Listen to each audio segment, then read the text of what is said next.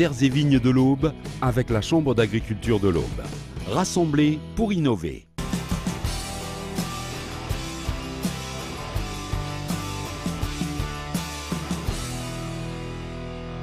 Bonjour, je m'appelle Alexandre Mignot, j'habite à Pellédère. Mes parents étaient éleveurs laitiers déjà. On peut être né dedans et ne pas être passionné.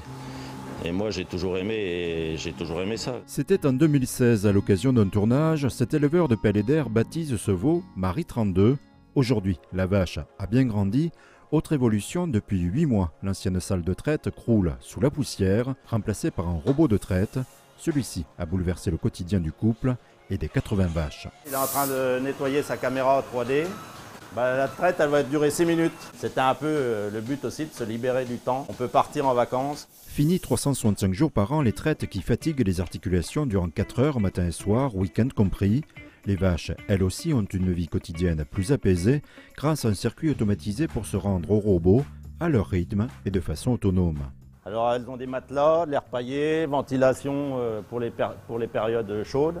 Les vaches vont accéder après à une porte qu'on appelle intelligente qui va les diriger soit vers la salle d'attente devant le robot, soit vers l'alimentation. Elle est libre d'aller vers le robot parce qu'elle a envie de se faire traire et elle est aussi attirée par les concentrés que l'on lui donne au moment de la traite. Le robot, vous voyez, il vient de rentrer, il vient d'identifier la vache. Il la reconnaît grâce à sa boucle électronique. Ensuite, le bras, il va laver chaque crayon, tirer les premiers jets, il va brancher chaque quartier pour traire la vache. Une fois que la vache est terminée, il va désinfecter les crayons. La vache peut sortir, place à une autre. Et les animaux, ils sont plus calmes. On les voit ruminer, chacune attend son passage. Autre avantage, un meilleur suivi du troupeau. Le robot est en effet capable d'analyser le lait et de relever le comportement des vaches. Les mammites, on va les détecter bien plus tôt. Après, une vache qui va boiter ou qui va avoir un problème gastrique, je ne sais quoi, on va la voir parce que sa production va baisser. Ça nous indique sur l'écran et sur notre smartphone. La vache peut être isolée et la soigner si besoin le plus tôt possible. Donc on voit des choses qu'on ne voyait pas avant, plus précocement, je dirais. Mais quand même, on passe dans nos vaches aussi pour voir si tout va bien. Au bilan, le bien-être de la famille d'éleveurs et des animaux s'en trouve grandement amélioré. On est beaucoup moins fatigué, c'est plus plaisant. Le robot, il ne faut pas en avoir peur, ça nous a aidés.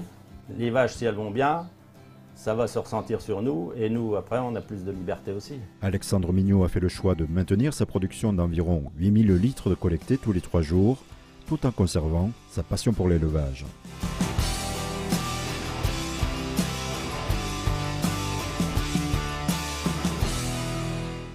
Terres et vignes de l'Aube avec la Chambre d'agriculture de l'Aube. Rassemblés pour innover.